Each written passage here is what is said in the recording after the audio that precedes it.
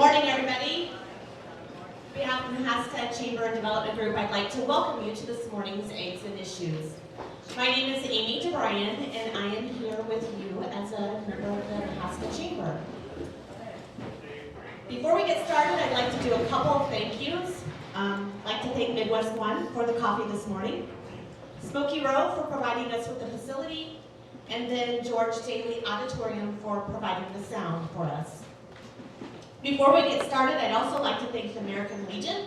They're here with us today and would like to start us off with the Pledge of Allegiance.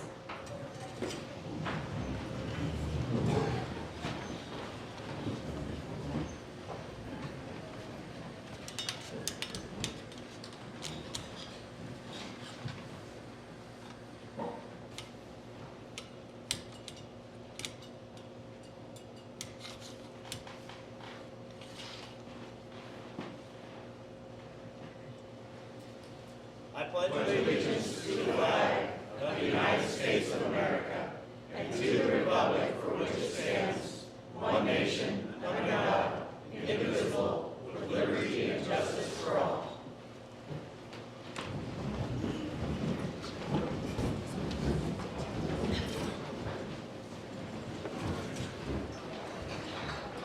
Our panel this morning is made up of 4 individuals, and I'd like to introduce them this morning. With us today is Representative Barb Kniff McCullough, Helena Hayes, Representative Helena Hayes, Helena.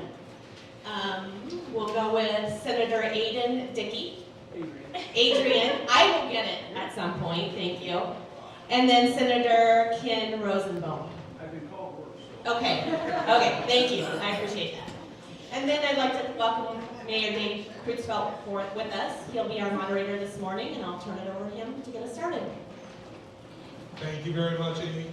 So, as always, thank you everyone for being here this morning. We got a lot that we can talk about, and so why don't we just get started? Barb, would you like to have any opening comments, things that are on your mind, or things you'd like to draw to our attention? It's on. Just talk into it. Thank you. Appreciate you telling me that. So, hi, I'm Barb Kniff McCullough, and I'm more Marion than Mahaska, but I do have a little slice of Mahaska County, and I have a little slice of Jasper County. And I'm a small business owner from the Pella area, and this is my first term. So we've been there about 8 weeks now, and really enjoying serving all of the people of my district. Number 37. So I have been working on a variety of different things. I'm on Commerce and Ways and Means, which really hasn't hit right now. Next week is funnel week, and so there's going to be a lot of bills that we're going to be moving forward here. We've been working diligently all day and even into the night sometimes, working on projects that we feel that need to come before the legislature and come before all of you too. So it's nice when you guys weigh in on some of the subjects that we are covering. We appreciate that so much, to hear the viewpoint of you guys out there. So I look forward to talking to you today. There's so many bills out there right now that if you've got questions on any of them, it'd be easier if you guys asked us a question rather than us rattling off the pages of the ones that are coming through. So thank you to everybody for being here today too. We appreciate it. My name is Helena Hayes, and I am serving for District 88, which is this part of all of Oskaloosa going east, all of Keokuk County, and Fairfield, the northern part of Fairfield. I'm sorry, Jefferson County, not including the town of Fairfield. That is Jeff Shipley's region. So I did make a couple of notes of things I want to mention. I serve on Natural Resources, Environmental Science, and International Relations Committee.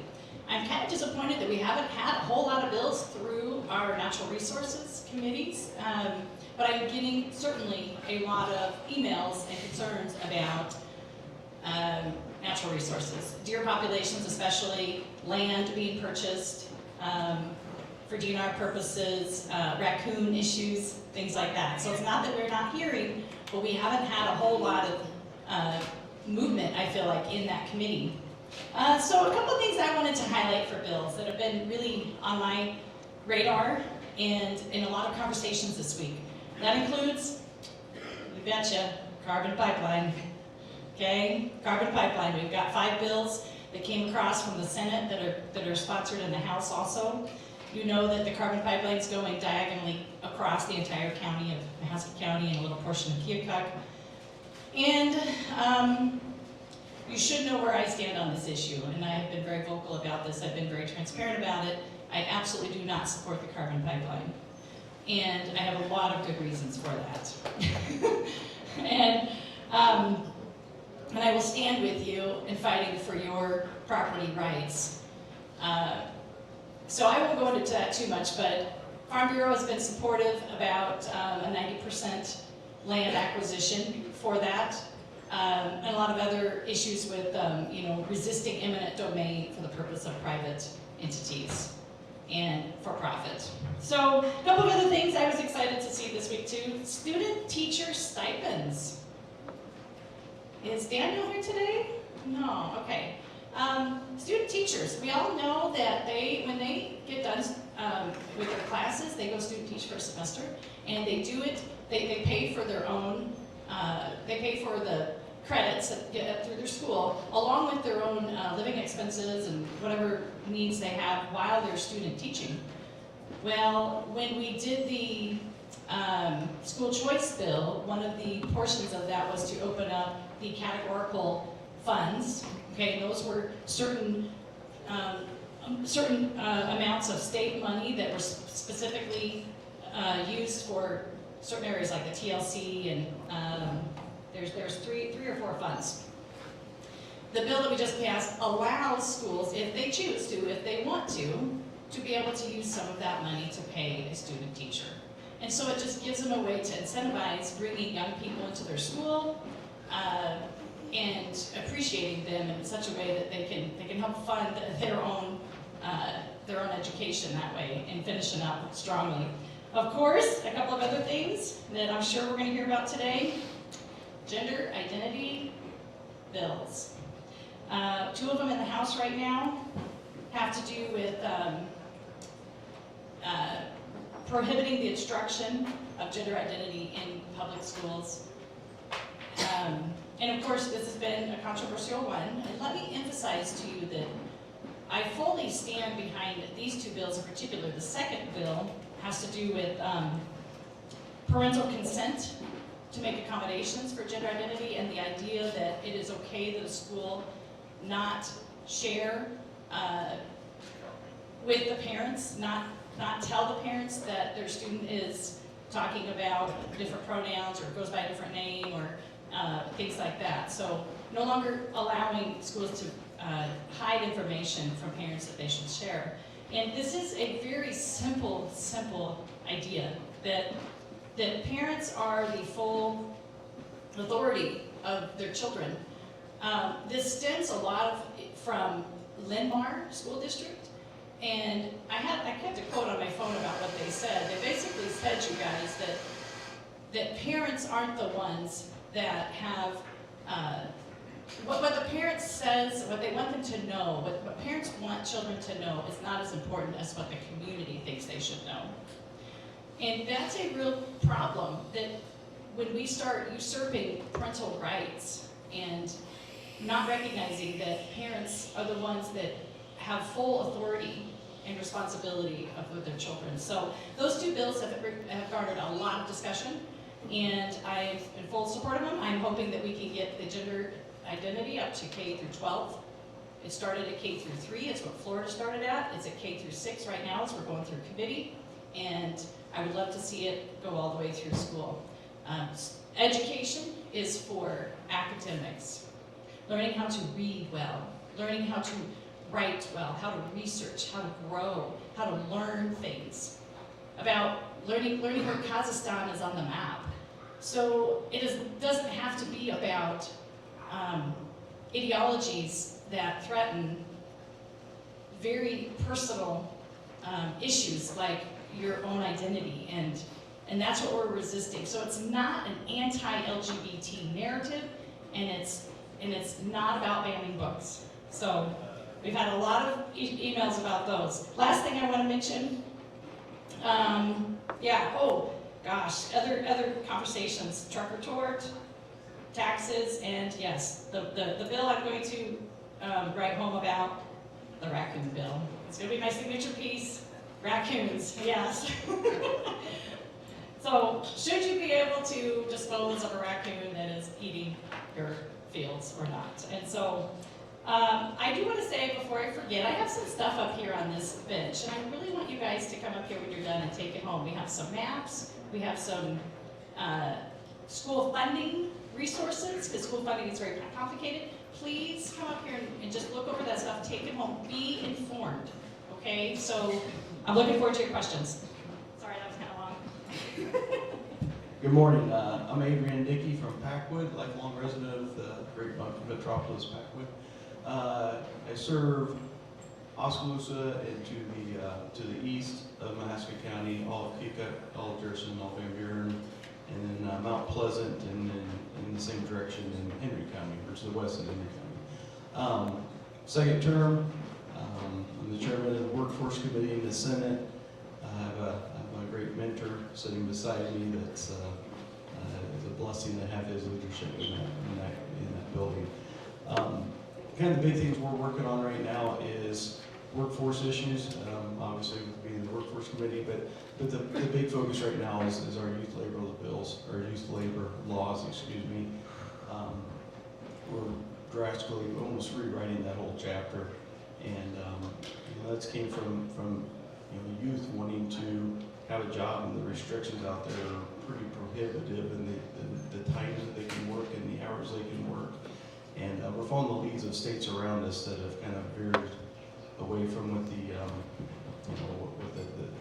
what has been allowed, and opening it up. I mean, I think it's insane if a youth wants to go to work and save some money to buy a car or save money to go to college, and we have restraints in there that are pretty darn prohibitive and not allowing them to do that. But they go play video games and sit on the couch. So that's a big thing. One thing I'd like to say on that is there's been a lot of press and articles and comments about it.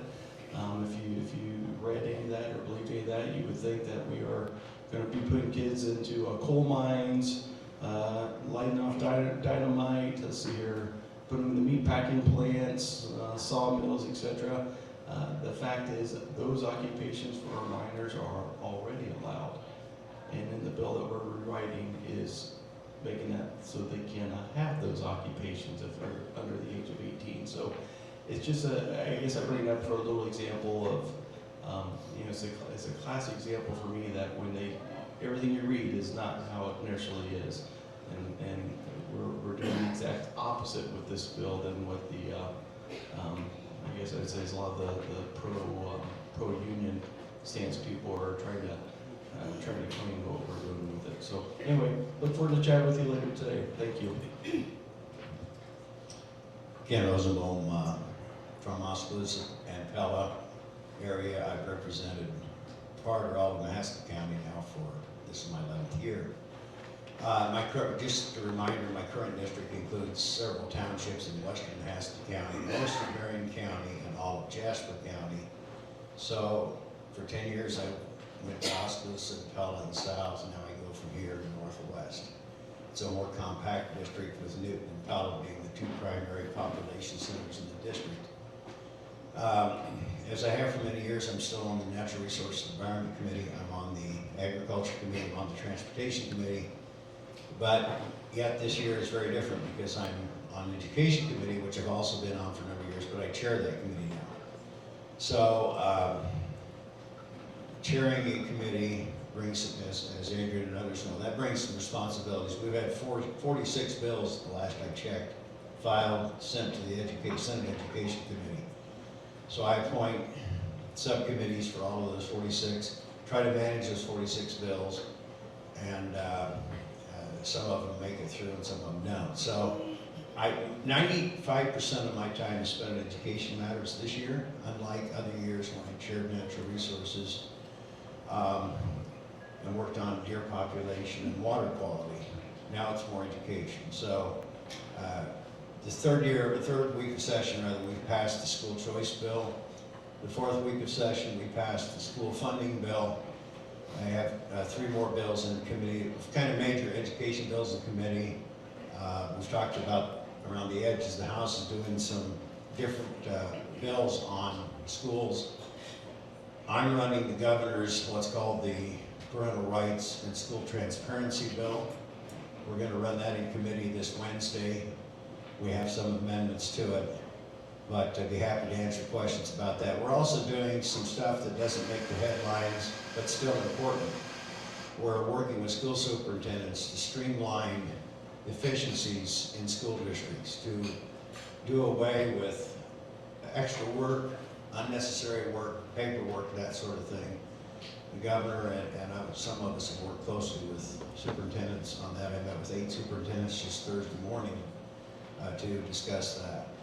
So, and then the Iowa Association of School Boards, from their perspective, brought a bill that's also doing much the same thing, cleaning up the process, right? The bureaucracy, the paperwork, the regulation, some of which accumulates over time and becomes unnecessary, becomes burdensome. So that's been, frankly, the focus of a lot of my work this year. It is the first funnel. Next week, Friday, if a bill has not proceeded through the full committee process in either the House or the Senate, that bill's dead for the year. So that's a timeline that we have to force us to keep on task and on target. So I'll leave it at that, but we'll be happy to answer any questions you have. Okay, thank you, you guys. So that gets us to the open session. Just a reminder of some of the ground rules that we work with. First off, we are one of the premier events in the state as far as these types of forums, so let's keep it dignified. When I bring the mic over to you, please introduce your name and where you're from so we understand what perspective you're speaking from. I'll handle the microphone, so that way we make sure it stays in front of your face in the event that you feel the need to move around a little bit. Always be polite and courteous. Any prepared statements, keep them short. I'll cut you off if it gets to be a little too long. They need to finish up with something that the legislators can respond to. And I don't see any protesters here, but if there are any, boy, don't waste our time with that. It only defeats your own purpose. And finally, we have a request from the back asking that, if possible, when you respond to questions, if you could stand. I'm going to amend that request to say if you've had a hip replacement within the last 60 days, you don't have to. So, with that in mind, is there anyone who would like to start us off?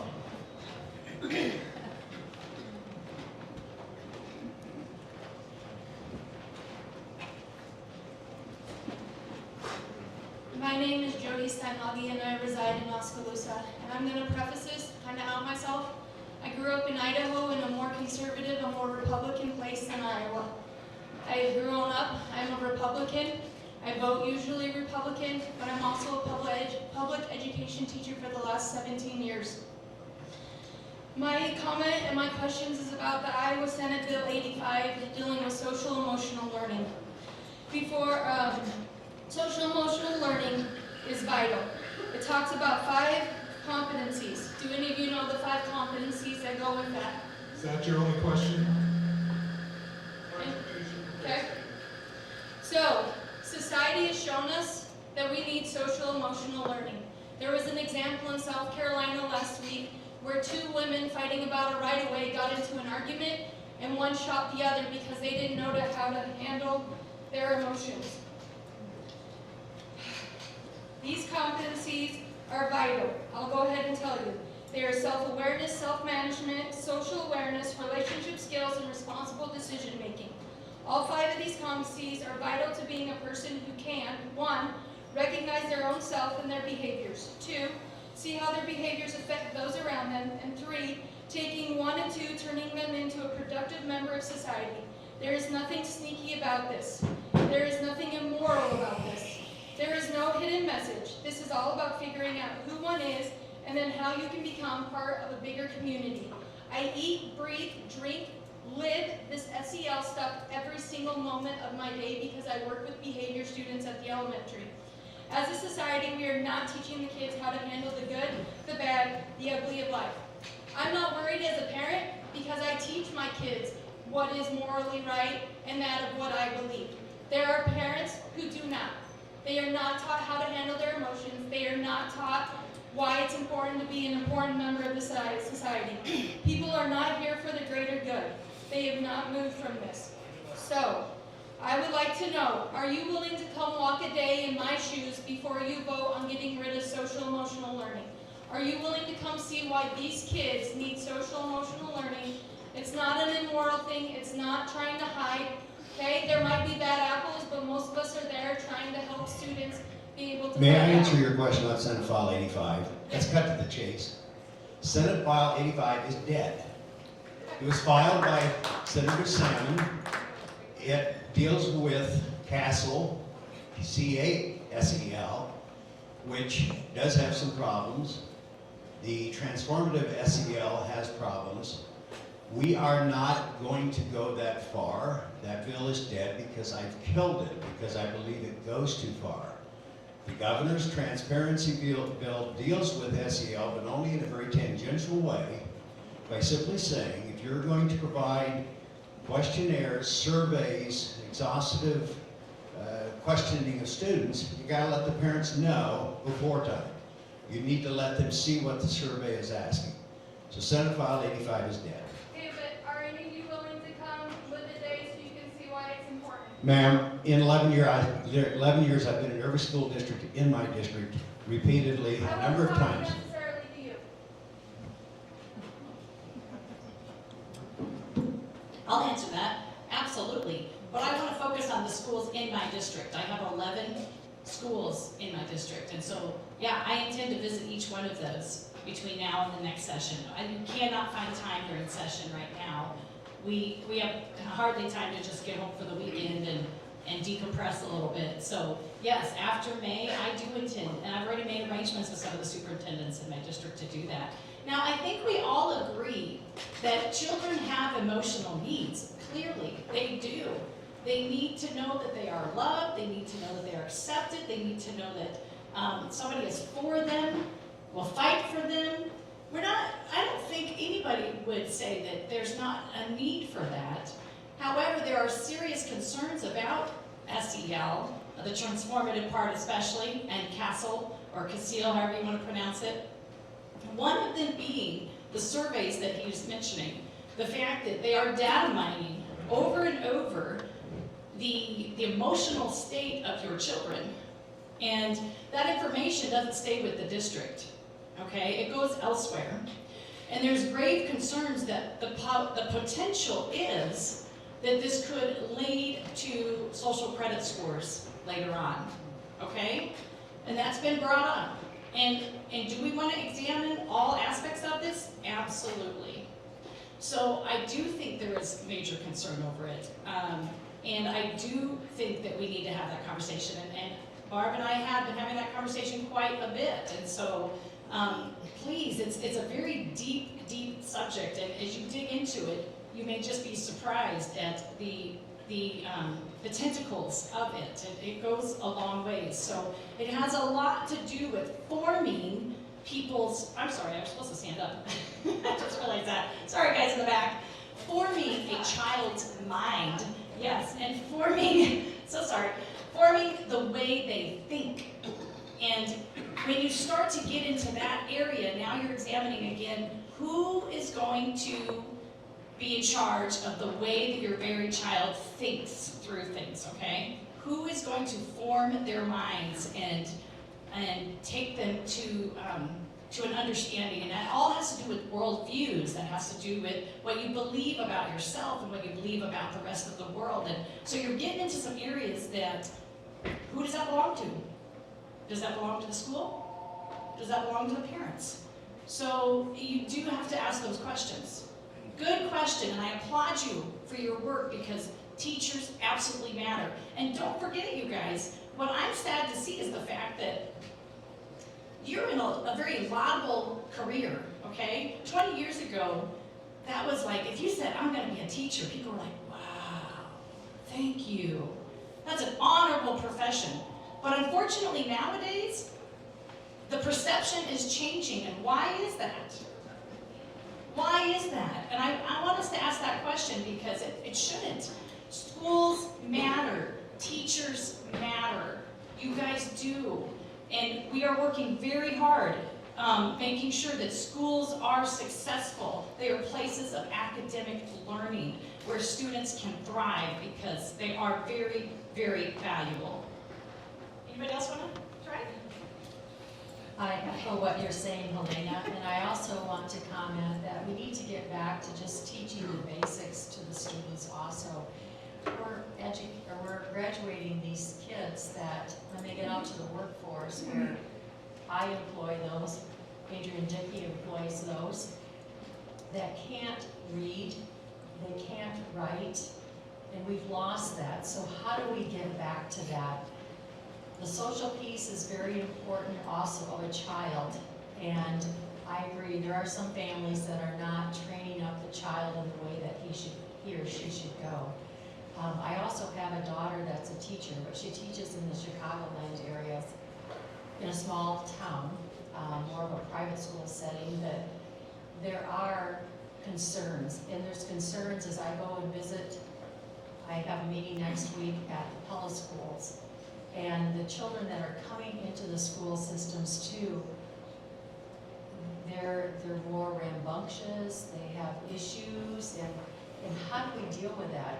I don't think that's an overnight fix, but I think if we all work at this, they're the future of Iowa, they're the future of America, and we want to make sure that we have good stewards coming forth. But we really need to educate them and go back to the basics. They really need to be able to read, write, and not just graduate them through, as we've seen in so many of the areas and so forth. So I appreciate what Helena has commented on, and also what Senator Bozaboom has commented on too. It is a concern for all of us, so thank you. I appreciate your question also.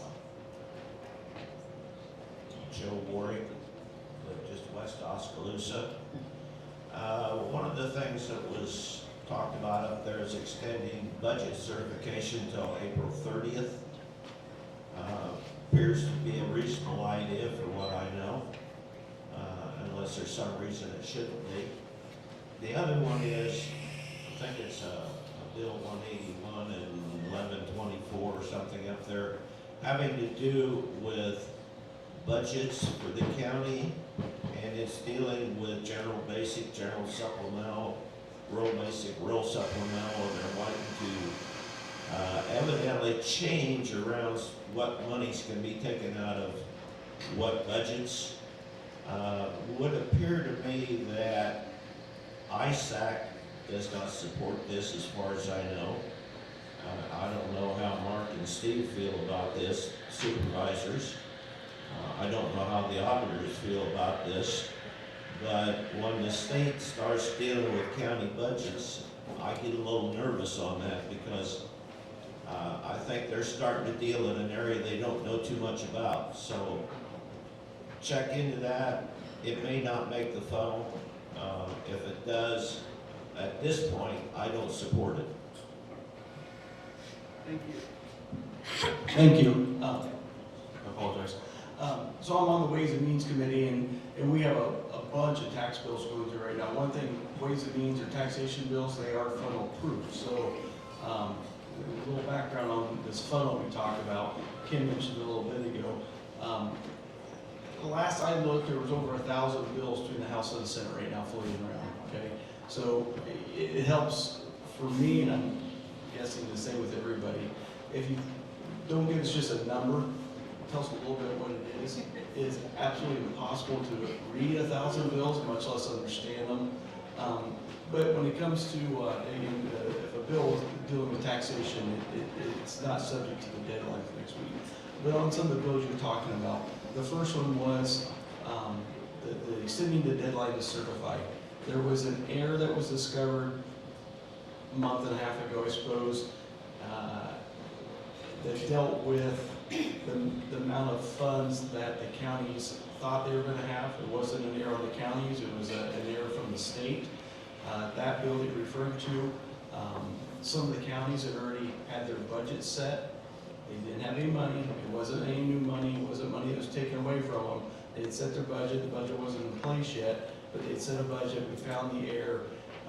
Basically, they corrected the error, and which meant was, it was gonna be some less money for counties, less than what they were probably anticipating.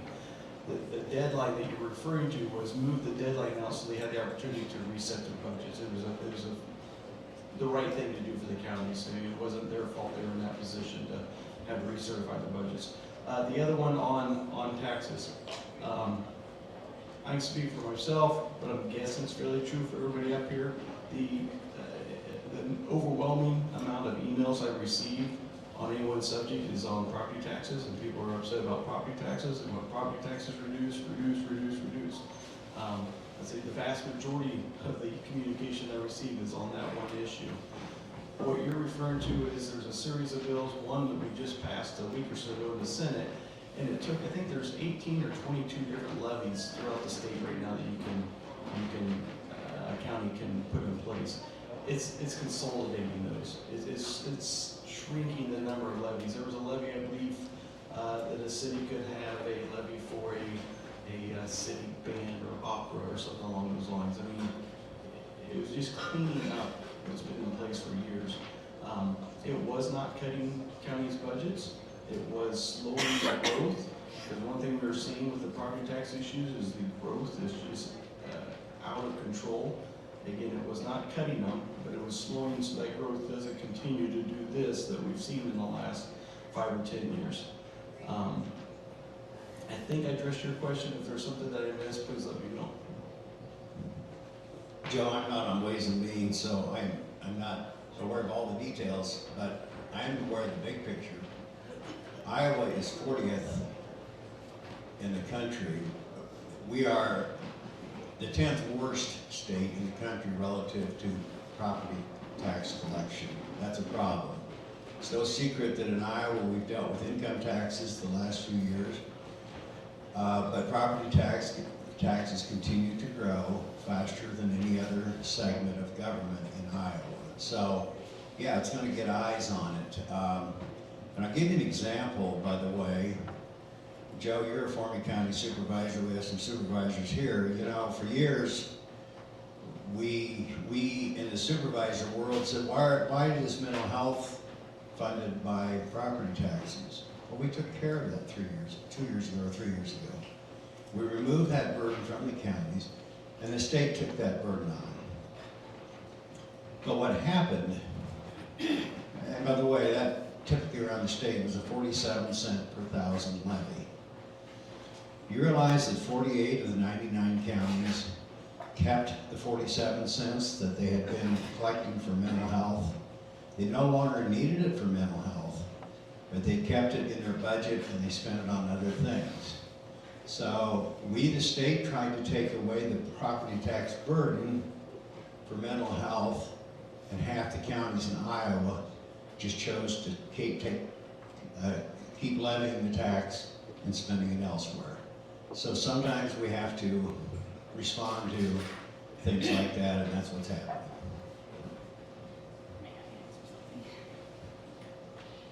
So when we talk about taxes, yes, property taxes is a huge conversation at the Capitol this year.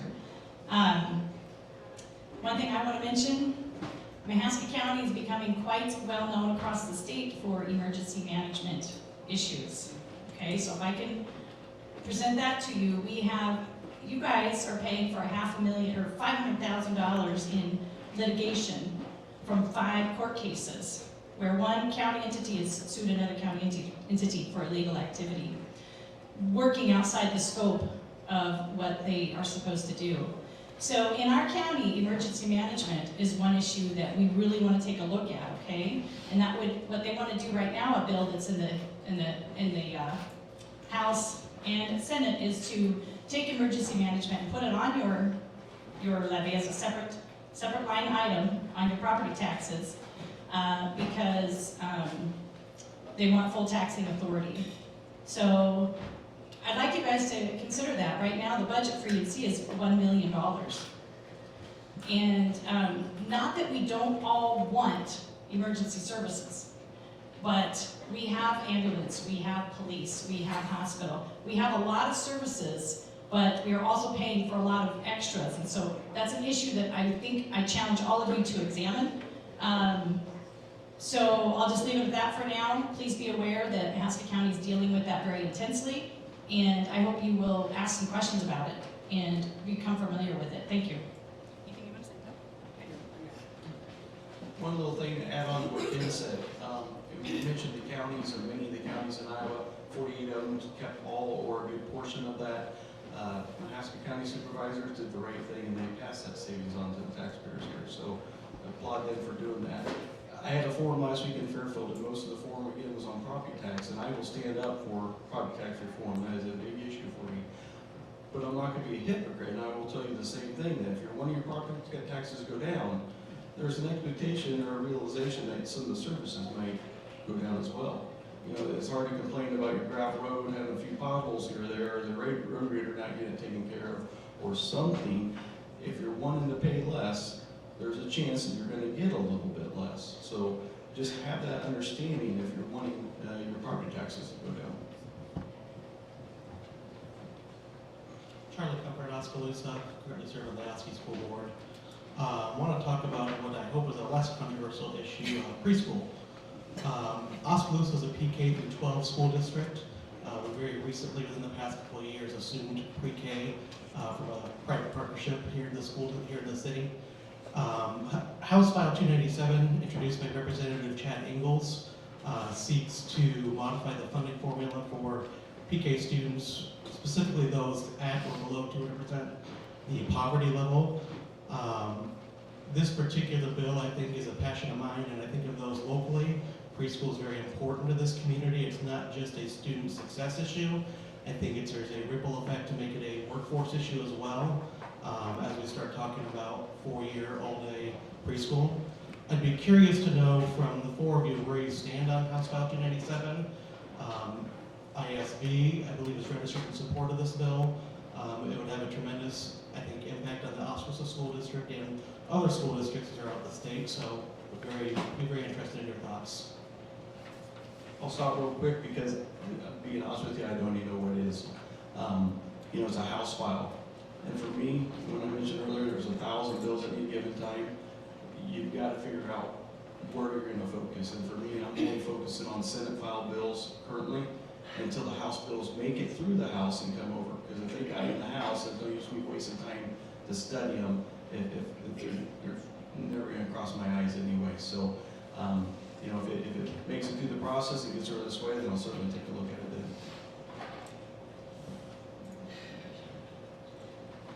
then. So thank you, Mr. Comfort. He came up to the Capitol and along with some board members and our other superintendents. I appreciate you guys taking the time to do that. It was great to get a visit with him. And this is one of the legislative issues that school boards and other school entities are definitely focusing on. You know, when we think about this issue, we oftentimes have to think about ideas. And I certainly would support something like that, but yet at the same time I struggle. I struggle with our way our society is moving more and more away from a family structure. How soon can we get the children out of the home and into an institution, a school institution? And again, who's going to form that child? Who's going to develop that child's way of thinking and everything? So I just challenge parents, you know, whose responsibility is it to raise the children? I know in the 60s the move was, you know, to get, you know, housewives out of, you know, to liberate them, right, out of the kitchen and into, you know, a career. But somebody is raising our children. Who is it, and how do we want them to do that? So I challenge that idea. That has nothing to do with the bill, but yet it's the foundation of that thought. And so yes, will 4-year-old preschool help a lot of young children in terms of like developing their social skills and how to play right and how not to hit and bite? Yes, absolutely. I think it will, but it also is very much done, it's done very well at home too, with loving parents. And so that's my only caveat to that, as I think about our whole system. So yeah, I think that answers your question. I would support it, but yet, don't forget about the families. Don't forget about family structure in this. Barb? That's true. Family structure is very important. My kids all went to a preschool program through the church, and I really appreciated that. It also is a way of the parents, both working, needing a place for the child during the day. And so it's also a child care facility for some parents and so forth. So I have mixed emotions on this one. How far do we push that sort of thing? So I'm still thinking about that. So I don't know all the details because I'm not involved in that particular bill, but I just know what my kids went through going to the church into a preschool program for, it was half a day, is basically what it amounted to, and it was a good thing there for them, so thank you. Charlie, I think you said House File 197. I don't know it. 297. Don't know anything about that bill. And what I do know is this: we're having a conversation centering on preschool. I think in November, December after the election, I met with the Des Moines school system, the superintendent, and their preschool program. Went through one of their facilities, and they impressed on me the need for greater preschool services, especially for the poor. And then later on, in the floor of the Senate, we were doing education funding this year. I was asked about it, and I made a commitment on the floor of the Senate that it's a discussion we had to have. But it's a double-edged sword, as Barb and Helene mentioned. I remember when we first had the preschool discussion, right? And by the way, for those of you who don't know, we fund preschool at 50% of the per pupil funding for grades K through 12. So basically a half a day, I guess and different preschools do it differently. The point I'm trying to make is there's pressure on us to expand funding and services for preschool. Well, funding means more taxpayer money, of course, so there's that.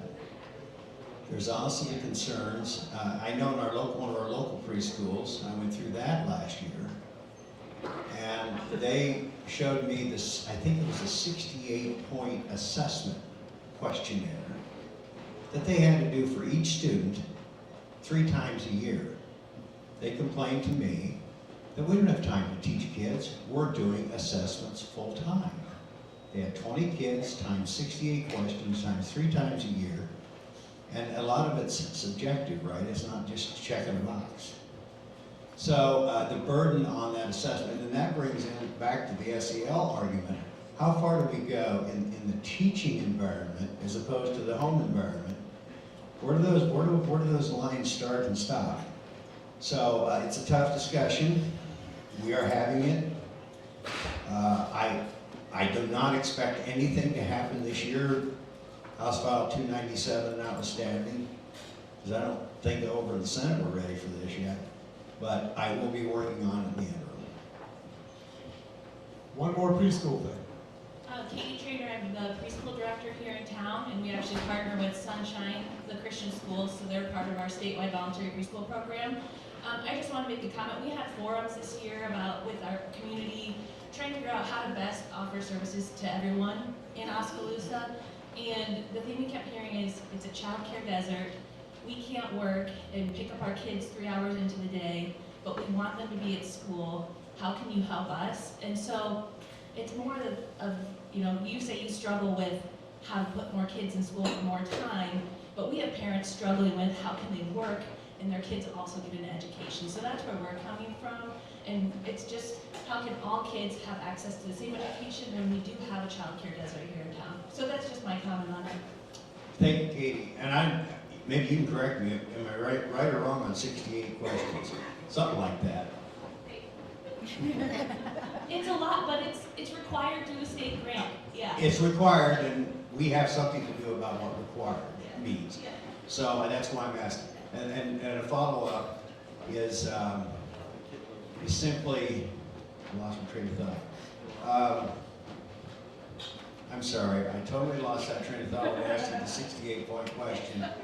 My goodness, but it's important. I'll come back to it later, maybe. Thank you.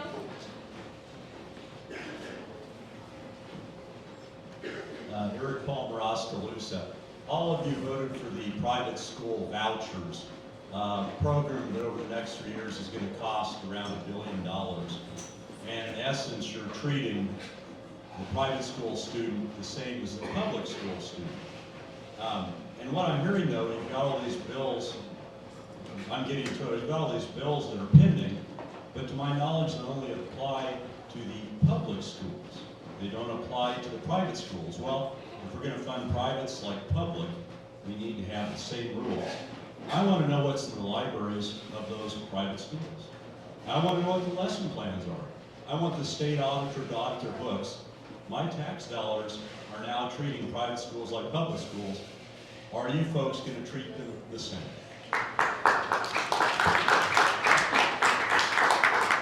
Thank you, Eric, if for nothing else, reminding me what I was trying to tell Katie. That's part of the answer is why school choice was so important. We do not have it's not desirable to have a one-size-fits-all education system. There are room for public schools, there's room for private schools, there's room for charter schools, there's room for homeschooling. And these questions we're centering on pre-K, preschool, those are valid concerns that parents and families have. So one size fits all is not the answer. And to your point about funding private schools like we do public schools, let's be very clear.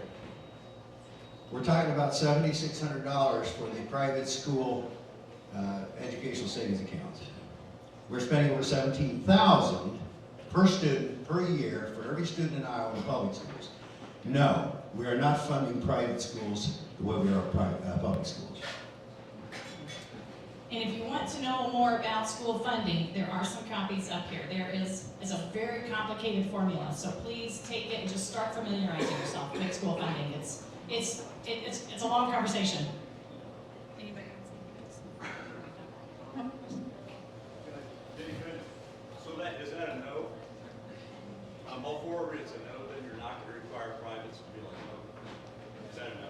Eric, those private schools are all fully accredited by the state standards, by the state, or by even more stringent standards than, and if we have a problem with libraries and private schools, we'll deal with it. That's not where the problem is today. That's a no for all four? So no. Good morning, Representatives and Senators. Thank you for your time. Over the last couple of weeks, I've tried to, Mark Rendick, Nebraska County. I spent the last couple of weeks up at the Capitol trying to speak with all four of you, and I do appreciate your time, as I have. And one of you asked me to speak today to try and clarify some things in front of the public so everybody understands what we're dealing with here in the county. It's called emergency management and lawsuits. The supervisors filed 5 summary judgments against the Emergency Management Commission to hold them accountable. Can anybody in this room tell me the makeup of the Emergency Management Commission and why we had to do such action? The Emergency Management Commission filed suit against the county 3 different times to demand property tax money. Can anybody tell me the makeup of the commission that sued the county supervisors and our auditor? Can you tell me who ignored the county attorney's opinions continuously? Can anybody here tell me the purpose of 29C? We call it the Emergency Management Commission. They are not to deliver services. It's not their duty to deliver ambulance services. It's not to deliver fire protection, police protection, or sheriff protection. A according to Iowa Attorney General's opinion, is to help write comprehensive plans between the political subdivisions in times of disaster. I'm going to ask the gentleman to my right if he knows a comprehensive plan for the city of Oskaloosa should something happen. Yeah, absolutely. How many times have we talked about it in the last 6 years? Well, depending on what the crisis is, we don't spend a lot of time talking about that as much as routine. So I'm going to negotiate with Dave. We've never talked about it in emergency management commission meetings. Even the new manager doesn't even know the plans for Oskaloosa or Manhasset County, how we're going to work together. Heaven forbid if a derecho came through, a tornado came through, they started with Beacon, went through Oskaloosa, hit University Park, goes on out against Rose Hill. We don't even have a cleanup site yet ready prepared to even start cleaning up any of our towns. We don't have an organization plan how we're going to do anything. If the fire hits the courthouse, we don't have a plan how we're going to take care of the people, let alone evacuate the jail. We're working at it with the Oskaloosa City Police Department.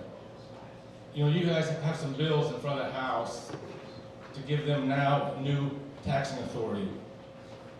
I support Senator Dawson's actions of holding people accountable, getting elected officials in control of their own taxing authority, not putting it in hands of groups that people don't even know who's doing what.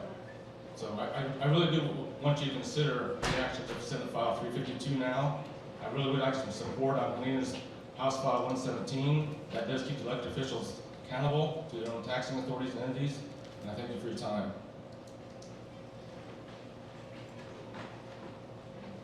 Any opinions? Seeing none, we'll move on. Brent Bowman, Oskaloosa, Iowa. I am the president of FACE, our local arts group, and we've worked really hard together, all the arts and cultural commissions here for the across the arts and culture section to be declared a Iowa Great Place and to secure grants and fundings for all kinds of different projects through the Iowa Department of Cultural Affairs. Right now, there's some concern in our group that Iowa Department of Cultural Affairs may be getting rolled into an economic development group. And while we are proud of the fact that arts and culture drives the economy, we are concerned when we become only measured by how much economic growth an arts event or an arts group stimulates. And I guess our concern is what is the status of the streamlining of government, and is there any, I mean, so much good has come out of the Department of Cultural Affairs. How do we assure that it's not completely changed to just be measured by economic development? Great question. That's a little bit part of the whole picture where the governor this year announced one of her priorities was to take, there's 37 department heads in the state of Iowa right now, 37. There's so many that if they get together with a meeting with the governor, they're going to go rent a facility somewhere outside of the Capitol because there's too many people. That, I think, for her, turned on the light bulb and said, we've got too many department heads. This is too big. There's too much waste. It needs to be streamlined. I challenge to find any business in Iowa that has 37 department heads. You know, I mean, that's massive. What her plan is to take that down to it's either 15 or 17 department heads, and that means combining a bunch of current agencies into other agencies. The bill, I think right now is it's 1,500 pages. They had a subcommittee on it last week. They maybe even had 2 subs on it last week. And the understanding I have, and I have not read 1,500 pages, right? But the intentions of it is not to eliminate any of the agencies or what they do and their effectiveness. It's to streamline mainly upper management positions and to just have, you know, save a lot of money for taxpayers. The last number I saw was projected was around $65 million a year in savings. Arkansas did this a couple of years ago. I think it was 8 years ago they did it and saw over $210 million a year in annual savings. That's the intentions of it. It's not to diminish the services. Speaking. In speaking to the arts piece too, Pella Historical had similar questions on that. So I proposed that to the governor's office here this past week. And they commented too, since there's so many of you talking about the cultural piece, what does that look like? So they are aware of that, and wondering, you know, is that the best fit for that too? So they are aware. I just wanted to let you know that. And to your comments on the bill, the first 900 and some pages all has to do with just the renaming of Health and Human Services. So we're cleaning things up, so on that particular piece. So that automatically knocks that bill off about 1,000 pages right there. And this is a good thing, just as Senator Dickey commented on too, that you get so many people in a room and everybody's trying to talk and you only have so much time, that if you can streamline that and put people underneath each other, but yet have a voice within that, I think that's a great thing too. So it's the same thing in the business world. If we get too top heavy and we don't have enough individuals to actually do the work, it costs the company too much money. The same thing in government. We need to make sure if we can streamline it and combine, it's just making everything more efficient, just like I do in my small business. So I appreciate that, and I will keep you posted if I hear any more, okay? Thank you. Catherine Call Goodman, rural Leiden. My question is about this same government reorganization bill. And heard mention now about it's all about improving efficiency and effectiveness, and the governor has said that's the only thing it's about. So I guess my question is, why are there things in it like not having the director of the Department of the Blind be appointed by the Iowa for the Blind Commission, when as it is now we have some of the best services for the blind in the country? Why is it taking term limits off the governor's appointees? Why is it reducing the approval for the governor's appointees from 34 to 30 senators? Why is it having the state attorney general be allowed to go into whatever case whatsoever that's being done by the county attorney without any approval or input from the attorney? So I guess my question is, what is your position on these points of the bill? Well, Catherine, I don't serve the state government committee. I haven't looked at the bill. That's the way it is. We're in our own lanes up there at this point in the session. As we go through floor action and floor debate on these, we learn all these things.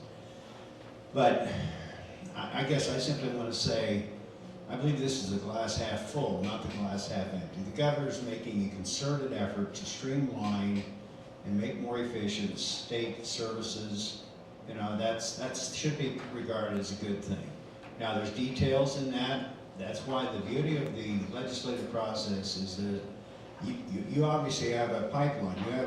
You have an information source that provided this information to you that I don't know anything about, and that's fine. But It's called the press. well, okay. And by the way, I don't read the press much this time of year at all, for two reasons. Number one, I don't have time, and number two, with all due respect to local press who do a good job, you can't believe everything you read in the press. So, you mentioned, just pick one thing. You said governor appointees requiring 30 senators to, 34. instead of 30, yeah, right now it's a 2/3 majority. So you need 34 votes for the governor to have an appointee confirmed. I've watched with my own eyes Governor Reynolds make appointees to things like the Judicial Nomination Board. And the last 2 years, we've had 32 Republican senators, and we've had 18 Democrats. For purely political reasons, they will block some of the most qualified people in Iowa from serving on those commissions. I've watched it with my own eyes. We have a great deal of experience with that. A 60% confirmation vote in the Senate seems reasonable. I wasn't aware of that provision. Seems reasonable to me, having watched that process for 11 years. Okay, so it is to increase the governor's power then, is what you're saying? That would be true of governors from both parties.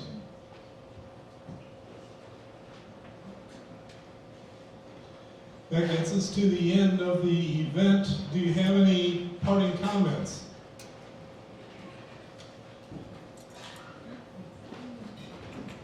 want to say, Jody, our young teacher, I'd love to talk to you afterwards. And same with some of the gentlemen at the counter that I know didn't agree with me on some of the things I said. It's about dialogue, it's about conversation. Please come talk to us. I love it when people email me from my district. Always when you contact your elected officials, make sure you always include your town, because we have to prioritize who we respond to. And if we know you are a constituent, we know you're from our district, you get top priority because we represent you. This is how a constitutional republic works. So please be sure that you include that and know us by name. Reach out. Let's have this conversation. I want our community to succeed. I want your arts, the arts. You guys have done a fabulous job with all of this down here, the whole art program down in the alley. Oh my goodness, it's fabulous. I even noticed this morning coming into town, the sign. What did you call this, Brant? Iowa Great Places. You've got a sign on going north of town. And I saw it and I thought, I wonder what that's about. Because it's new, I didn't know. So thank you for sharing that.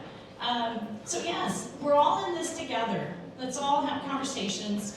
Let's work to make Oskaloosa, Mahaska County, the entire state, a better place to live. So thank you for coming today. Thank you for taking your Saturday morning to be here and to listen to us and ask your good questions. So Calvin Banster, also a Mahaska County Chamber Board member at Work at Bank, Iowa. Thank you for coming today, and thank you for all the participants in this. Let's give our attendees here a hand.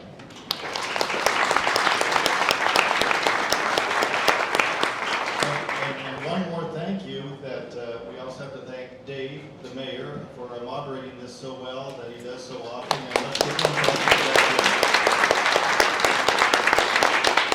All right, everybody,